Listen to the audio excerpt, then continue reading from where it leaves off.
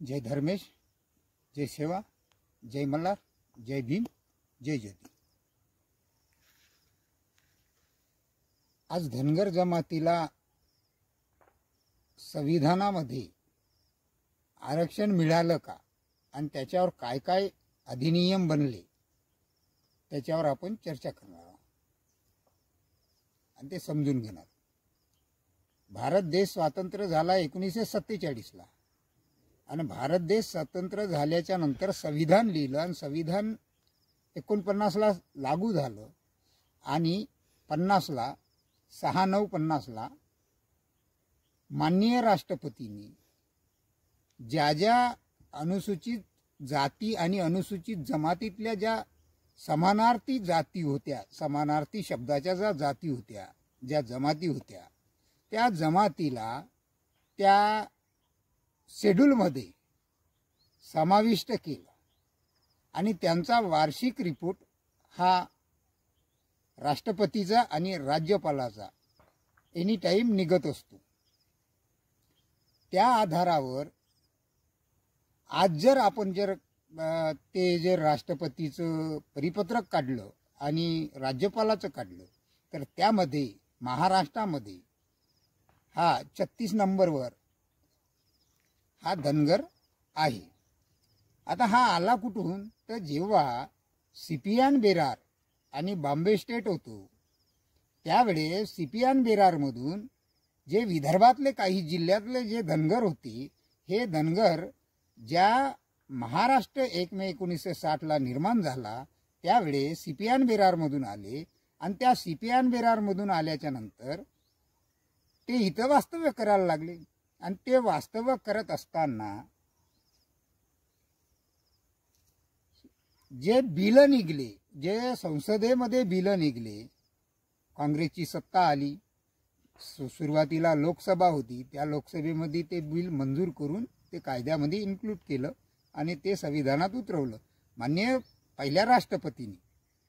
आता हे जर 6/9/1950 ला झालं, मग 4 बिल आणि 2 नोटिफिकेशन गृहमंत्र्याचे, व्यवहार मंत्रालयाचे, हे जर SC ST, मग मला तुम्ही सांगा, आणि भैयाराव मुंडाची जे पुन्हा समानार्थी जाती संबंधी SC STच्या समानार्थी शब्दाच्या जाती संबंधी एक पिटिशन दाखल होती आणि ते मान्य सुप्रीम कोर्टात होती आणि त्या सुप्रीम कोर्टाने ज्यावेळेस केंद्र सरकारला त्या समानार्थी जाती विषयी विचारणा केली त्यावेळेस केंद्र सरकारने, त्या काळच्या केंद्र सरकारने एक ॲफिडेविट दिलं का हे सत्य आहे बा, या SC आणि ST ज्या जाती आहे यामध्ये पुन्हा समानार्थी शब्दाबद्दलच्या ज्या जाती आहे त्या आढळतात आणि त्यांना त्याच्यामध्ये हे टाकण्याचा प्रयत्न आहे। त्यामुळे सुप्रीम कोर्टाने त्या ॲफिडेविटनुसार एक आदेश काढला आणि तो आदेश मान्य 22/4/1980 ला तो काढला। आता 22/4/1980 ला तो आदेश काढला, मग 6/9/1950 पासून तर 22/4/1980 पर्यंत तकलीफ नाही, परंतु 20/9/76 पर्यंत जे तकलीफ नव्हती, परंतु यांनी जे क्षेत्रबंधन हटवलं त्यामधून षडयंत्र रचण्याचा प्रयत्न केला आणि 80च्या नंतर 81 पासून तर 90 पर्यंत धनगराचं षडयंत्र करत राहिले। आता हे षडयंत्र कसं केलं तर काहीतरी फतवा महाराष्ट्र विकास महामंडळ म्हणजे विकास विभाग, आदिवासी विकास विभाग या मंडळाला समोर करून काहीतरी फतवा करून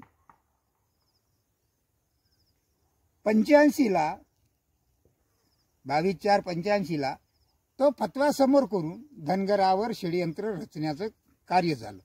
मग तो फतवा समोर घेऊन जे शेड्यूल ट्राईब मध्ये असलेली जमात त्याला ओबीसीचं प्रमाणपत्र दिलं, ओबीसी मध्ये समाविष्ट केलं। नंतर काही ते जमेनासं वाटलं. पुन्हा त्यांना NT-मध्ये समाविष्ट केलं 1989 ते 92च्या कारकिर्दीत. म्हणजे त्या सुप्रीम कोर्टाच्या आदेशानुसार तो सर्व राज्याला लागू होता. परंतु आणि ओराव, धनका, धनगड आणि धनगर हे समानार्थी शब्द आहे. हे माननीय सर्व प्रूफ झालेलं आहे. आणि असलं सगळं प्रूफ असताना सुद्धा धनगर जमातीविषयी किंवा त्या धनगर जमातीला डावलून काहीतरी पोट जातीला न्याय देण्यासाठी किंवा हे करण्यासाठी एक षडयंत्र रचून, ज्या पूर्वीच्या याच्यामध्ये 12.5 जाती दाखवल्या जाते, परंतु त्याच्यामध्ये तसं म्हणून 26 जाती समाविष्ट केल्या. हालाकी त्या 26 जातीचा संबंध त्या जातीशी येतो किंवा नाही येतो याची मोठी चौकशी व्हावी असं आम्हा सर्वांना वाटतात. मग हे नुसतं विदर्भातल्या लोकांना फसवण्याचा प्रयत्न आणि विदर्भातल्या लोकांवर षडयंत्र रचण्याचा प्रयत्न तर नाही केला ना. आणि केला म्हणून या विदर्भाच्या लोकांच्या भरोश्यावर या सर्व क्षेत्रबंधन हटवून सर्व महाराष्ट्रासाठी तो आदेश लागू झाला. आणि त्यानंतर लढाया सुरू झाल्या, मोर्चे निघले, आंदोलनं निघले, विविध रक्तरंजित निवेदनं गेले, आक्रमक सुद्धा मोर्चे निघाले.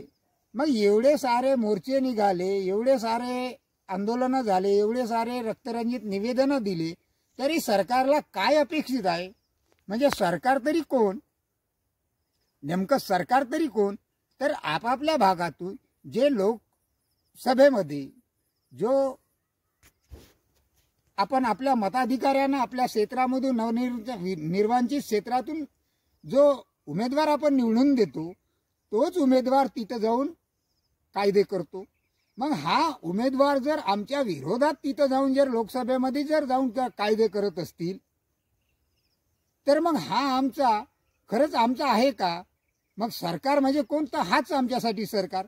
मग याला आपण अडवून किंवा त्याला जाब विचारला पाहिजे ना.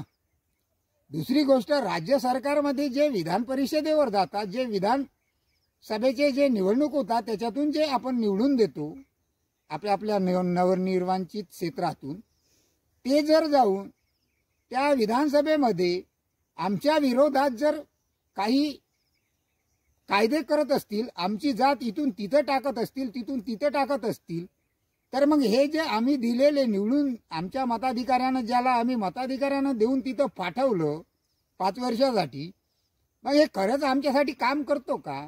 मग त्याला आम्ही जाब विचारला पाहिजे किंवा नाही? म्हणून हे कुठेतरी आमच्या विदर्भातल्या लोकांवर षडयंत्र रचण्याचं कार्य केलं. त्यानंतर 2006ला वनहक्क ॲक्ट एक कायदा पारित झाला.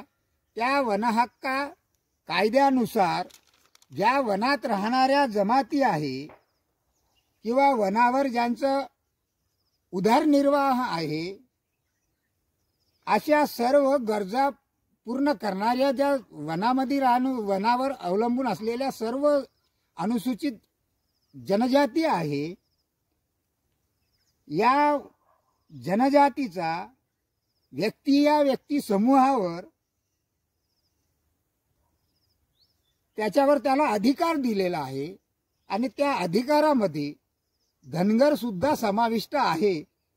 आणि जर धनगर नाव समावेश आहे, तरी पण धनगराला आजपर्यंत जे राज्य सरकारचं कायद्याचं बिल आहे, ते केंद्र सरकारचं कायद्याचं बिल आहे. मग राज्य आणि केंद्र सरकार दोन्ही मिळून जर हे सर्व करत असतील आणि जर एखाद्या जमातीवर अन्याय होत असतील, मग तो जो संविधानाचा पालन करता जो प्रशासकीय अधिकारी आहे, तो जर त्या जमातीला रोखत असतील किंवा देत नसतील, त्यांचे हक्काधिकार त्यांना मिळवण्यासाठी संघर्ष करावा लागत असतील, मग आम्ही निवडून देणारे, आम्ही आमच्या मताधिकाऱ्यांना तिथं पाठवले ते लोकप्रतिनिधी काय करत आहे? आणि जर असले लोकप्रतिनिधी आमच्यासाठी कार्य करतच नसतील, तर असले लोकप्रतिनिधी आपल्या कोणत्या कामाचे? मग पुढे 2015ला एक म्हणजे प्रायव्हेट बिल ठेवलं श्री बारणे साहेबांनी, ते मावळचे खासदार आहे. त्याही बिलावर आजतागत कुठं कारवाई झाली नाही. मग 325 नंबरचं 2016ला बिल ठेवलं दुरुस्तीचं. त्या दुरुस्ती संदर्भात महाराष्ट्रातील 22 खासदाराची शिफारस आहे, त्यावर सुद्धा कुठल्याही आजतागत कारवाई झाली नाही. मग आम्ही जे पाठवलेले जे नवनिर्वाचित क्षेत्रातून मताधिकाऱ्यांना पाठवलेले जे सभागृहामध्ये जे लोकप्रतिनिधी आहे, मग हे लोकप्रतिनिधी या गोष्टीवर कधी बोलणार का? आणि बोलत नसतील तर बोलत का नाही? म्हणून कुठेतरी जर आमच्याच विरोधात हे जर षडयंत्र करत असतील तर मग आम्ही ज्या प्रकारे 1950 पासून भारत स्वतंत्र झाला तेव्हापासून तर 13 पर्यंत ज्या काँग्रेस बीजेपीला सत्तेमध्ये आणलं, त्याला बहुमताने आम्ही मताधिकार दिला, त्यांनी आम्हाला कुठेतरी डावललं. म्हणून ज्या 14ला ज्या बीजेपी सरकारला आम्ही सत्तेत बसवलं आणि त्यांनी आश्वासन दिलं का तुम्ही आमच्या हातात सत्ता द्या, आम्ही तुम्हाला पहिल्या कॅबिनेटमध्ये तुमचा प्रश्न मार्गी लावतो. याचा अभ्यास झालेला आहे, गाडाभर पुरावे आमच्याकडे आहे. असं ज्या व्यक्तीने वक्तव्य केलं, लोकप्रतिनिधीने वक्तव्य केलं, तो लोकप्रतिनिधी आज कोण्या भिडात जाऊन झोपलेला आहे. मग त्याला कोणता तरी आमचा लोकप्रतिनिधी की आम्ही ज्याला पाठवलं तो प्रश्न विचारतो का? आज जो केंद्र सरकारमध्ये जे बसलेले आहेत लोकप्रतिनिधी, ते लोकप्रतिनिधी कुठेतरी आमच्या सभेमध्ये येऊन म्हणायचे की बाबा या धनगर जमातीचा शब्द सुनना तो चाहिए था, मगर सुनने की भी तुम्हारे को फुर्सत नहीं, वो धनगर समाज के पीठ पे छुरा घोप दिया. असं म्हणून आज रोजी ज्या भारतातल्या या धनगर जमातीला गांजर दाखवण्याचा जे प्रकार करत आहे, मग हा कुठे जाऊन लपलेला आहे? त्याला कोणीतरी आमचा जो संसदेमध्ये पाठवलेला जे काही लोकप्रतिनिधी आहे तो कधी प्रश्न विचारणार का? आणि विचारत नसतील तर तो का विचारत नाही, याच्यावर आपल्याला चिंतन करून त्यांच्याकडून प्रश्न उत्तरे घेऊन त्यांना हे करावं लागेल. कारण आज जर आपण बघितलं तर बीजेपीची सत्ता आहे केंद्रात आणि राज्यात, आणि या बीजेपीच्या सत्तेच्या पक्षामध्ये ओबीसीचे 112, मग 112 खासदार जर ओबीसीचे असतील आणि SC STचे 131 असतील, मग हे जर दोन्ही मिळून जर 243 होत असतील, मग हे एवढे सारे जे खासदार आहेत, लोकप्रतिनिधी आहे, ज्याला आम्ही बहुमताने मताधिकाऱ्यांनी तिथं पाठवलं, मग हे काय करत आहे? आमच्या प्रश्नावर कधी वाचा फोडणार का? आणि ते आमच्यासाठी लागू करून देणार का? आणि देत नसतील तर का करून देत नाही? मग हे कोणाच्या तरी दबावात आहे का? मग हे पॉवरमध्ये आहे का पोझिशनमध्ये आहे? मग आम्ही जर पोझिशनवाले नेते निवडायचे का आम्ही पॉवरमध्ये असणाऱ्या नेत्याला पाठवायचं? म्हणजे शिक्षण हे वाघिणीचं दूध आहे तेवढंच खरं आहे. मग पिणारा सुद्धा वाघाचीच औलाद पाहिजे, वाघाचाच वंशज पाहिजे, हे आपण काय म्हणतो? कारण कुत्र्याला जर वाघिणीचं दूध पाजलं, कुत्रा कधी वाघासारखा गुरगुरणार नाही. म्हणून शिक्षण हे वाघिणीचं दूध आहे, ते पिणारा सुद्धा जो संघर्षमय आमचे महापुरुषाचा योद्धे होऊन गेले त्याचाच वंशज पाहिजे. तेव्हा तो कुठेतरी यांच्यावर गुरगुरणार. या ज्या अन्याय अत्याचार नागरिकाच्या ज्या खऱ्या अर्थाने जबाबदाऱ्या आहे, जे प्रशासकीय पालक म्हणून जे बसलेले आहे त्यांच्यावर आहे. आणि त्यांच्यावर लक्ष ठेवण्यासाठी किंवा त्यांच्यावर नियंत्रण ठेवण्यासाठी आणि नागरिकाचे हक्क नागरिकाला मिळण्यासाठी हे नवनिर्वाचित क्षेत्रातून आम्ही जे लोकप्रतिनिधी पाठवतो, मग हे लोकप्रतिनिधी काय करतात? म्हणून माझा प्रश्न आहे, ज्यांनी आता शिक्षण हे वाघिणीचं दूध आहे ते पिऊन घरात बसलेले आहे, त्यांनी कुठेतरी आता आपल्या महापुरुषाची वीरबुधू भगत सारखं ज्या काळामध्ये कुठलीही सोय व्यवस्था नव्हती, त्या काळात एका साधारण घरच्या एका लहानच्या शेतकऱ्याच्या मुलांनी एवढ्या मोठ्या संस्थानिक राजेच्या सैन्यासोबत, एवढ्या मोठ्या बलाढ्य अंग्रेजासोबत, एवढ्या मोठ्या बलाढ्य सावकारासोबत, एवढ्या मोठ्या बलाढ्य जमीनदारासोबत, एवढ्या मोठ्या बलाढ्य गुमास्त्यासोबत, एवढ्या मोठ्या बलाढ्य मुकद्दमासोबत, एवढ्या मोठ्या फौजेसोबत जर तो एक त्या काळामध्ये कुठलाही मोबदला न देता एक संघटन तयार करून त्यांच्या मनामध्ये, त्यांच्या बुद्धीमध्ये पुढच्या भावी पिढीसाठी लढणं का आवश्यक आहे आणि आज आपल्याला लढावं लागेल तेव्हाच आपली भूमी वाचेल, या प्रकारे त्यांना प्रबोधन करून प्रशिक्षण देऊन एक लढका विद्रोह उभा करू शकतो, त्यांना गुरीला नीती शिकवू शकतो. तर मग आपण तर शिकले आहोत, आपण तर वाघिणीचं दूध पिलेलं आहे, मग आपण कुठेतरी आज रस्त्यावर निघून आपण जो लढाई लढत आहोत, आपण जे आंदोलन करत आहोत, हे आंदोलन नेमकं आपण कोणाच्या विरोधात करत आहोत? तर याले आपल्याला जे संविधानाचे पालन करते प्रशासकीय अधिकारी आहे तेच आम्हाला जे न्याय आहे ते मिळू देत नाही. म्हणून असले सगळे सबूत देऊन जर ते अधिकारी देत नसतील तर त्या अधिकाऱ्याच्या विरोधात तो आम्हाला हवाच नाही, आम्ही यांना पगार काय द्यायचा अशी ठाम भूमिका घेऊन जो लोकप्रतिनिधी ज्या ज्या क्षेत्रामध्ये येतात त्या त्या क्षेत्रातला लोकप्रतिनिधी आमच्या त्या प्रश्नावर जर कार्य करत नसतील किंवा त्या अधिकाऱ्यावर वास ठेवत नसतील तर त्या लोकप्रतिनिधीला सुद्धा आम्हाला काही घेणं देणे नाही. अशा पद्धतीची आपल्याला भूमिका घेऊन त्यांना सुद्धा रस्त्यावर फिरकू देणार नाही. म्हणून माझं आज सर्व धनगर जमातीला, नवतरुण मुलांना, सर्वांना आव्हान आहे की आपण आपलं जे आंदोलन आहे हे अतिशय चांगल्या मार्गाने आपण करत आहोत, तरी पण आपण जो अधिकारी आपल्याला सर्टिफिकेट देत नाही त्या अधिकाऱ्याच्या विरोधात, त्या जिल्हाधिकाऱ्याच्या विरोधात, त्या विभागाच्या आयुक्ताच्या विरोधात, आणि जर ते देत नसतील तर त्यांना एवढे सारे सबूत आम्हाला आहे, महाराष्ट्र गव्हर्नमेंटचे आहे, केंद्र सरकारचे आहे, जर हे तुम्हाला मान्य नसतील तर मग आमचं हे रोखण्यासाठी तुम्हाला कोण सांगितलेलं आहे याचा GR मागून आपण त्याची चौकशी करून त्यांच्या विरोधात आपण जो अधिकारी आमच्यासाठी बसलेला आहे, आम्ही मालक आहोत आणि तो अधिकारी जर आमचा नौकर असतील आणि तो नौकर जर आमचं काम करत नसतील तर त्या नौकराला आम्ही पगार काय द्यायचा, तर त्याच्या विरोधात आणि या लोकप्रतिनिधीच्या विरोधात आपल्याला